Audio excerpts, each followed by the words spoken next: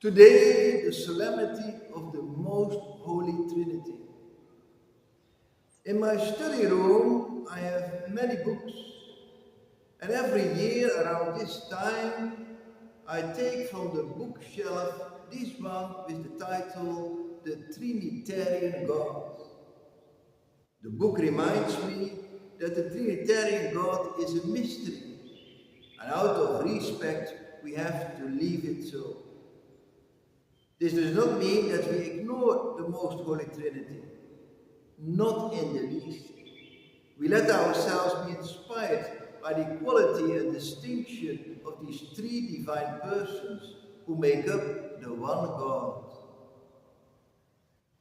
We let ourselves be inspired by their self-giving and unity as a result of the love who binds them together.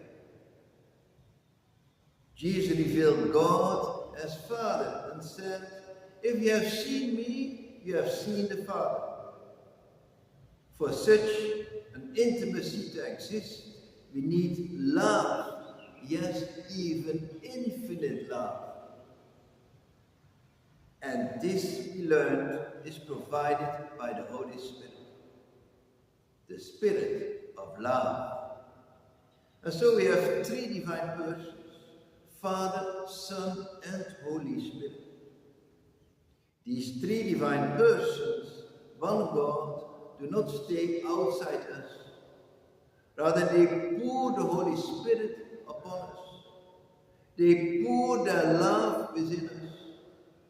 They give the Son as Word made flesh. And they give us God as Father of His own. The Holy Trinity of Father, Son, and Holy Spirit is total self-giving. Filled with the Father, the Son, and the Holy Spirit, through our baptism, in the name of the Father, the Son, and the Holy Spirit, we are equally called to give ourselves. To give ourselves to Christ by believing in Him. To give ourselves to the Holy Spirit by living in Him. To give ourselves to the Father as faithful son or daughter. And yes, to give ourselves to our brothers and sisters by giving up our life for them. And now you might wonder, what will still be left of you after this total self-giving? St. John of the Cross answers this question as follows. Now that I least desire them, I have them all without desire. In other words, by giving all, you find all back in God.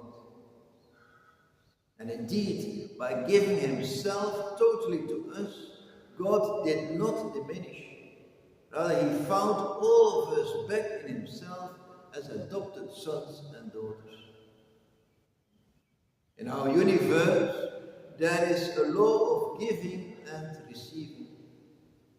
As such, give daily, give freely, receive gratefully, nourish your well-being, and be present. Evangelist Luke says it in these words, "Give, and there will be gifts for you, a full measure, pressed down, shaken together, and overflowing, will be poured into your lap. Because the standard you use will be the standard used for you." To qualify this, in the letter to the Philippians, we read that God supplies with what we need. In other words, with what is good for us, and not necessarily with what we want. When God gives, He does so out of love. We read, God so loved the world that He gave His only Son. Indeed, when you give, let it not be sparingly, let it not be reluctantly, but let it be from your heart, in which God's love is poured out.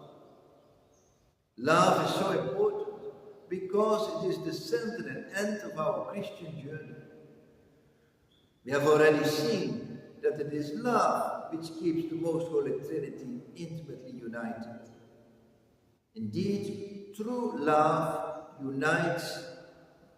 True love means unity, and true unity means love.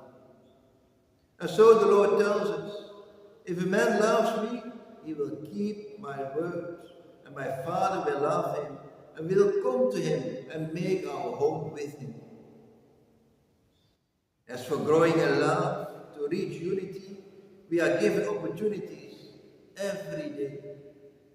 Look into your family, your husband, wife and children. How much love do you pour out upon them?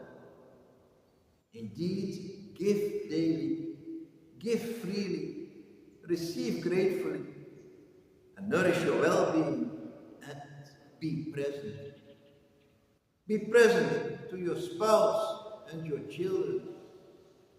Some parents go to work early in the morning and come back late at night. They have not even seen the face of their children.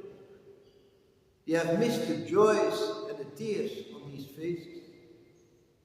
Joys and tears which were supposed to be shared.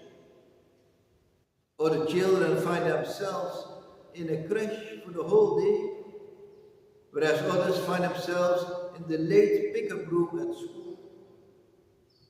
Truly, your child needs your love. The Children's Day, which you officially celebrate tomorrow, is not just a replacement for all these missed loving moments, but surely it can do a lot of good to unite yourself with your child.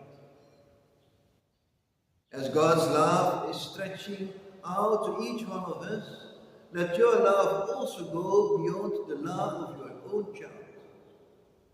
There are so many less privileged children. And the worst is, many do not even have the experience of living in a loving family house with father, mother, brothers and sisters. This year, the theme of the International Children's Day is, for every child, every right. This reminds me of an instance when my brother was talking about financial debt. And I told him, I do not owe you anything. And he answered, you owe me your love. The fact that I can still remember this answer 25 years later shows that it has really impressed me. And indeed, we owe each other our love. A debt which can never be settled fully, but needs continuous settling. And today, let us start especially with our children, because indeed, every child has the right to love. If we can grow in love, we grow in unity. Saint Therese of Avila, the doctor of prayer, teaches us that the intensity of your life of prayer coincides with the intensity of your charity. So that your prayer is your life, and your life is your prayer. From this we come to understand that growing in your prayer life is growing in charity. And as charity unites, we can talk about the prayer of transforming union, which expresses the transformation into God by love. Indeed, our Christian journey is a journey into the most holy Trinity through love. As such, love much.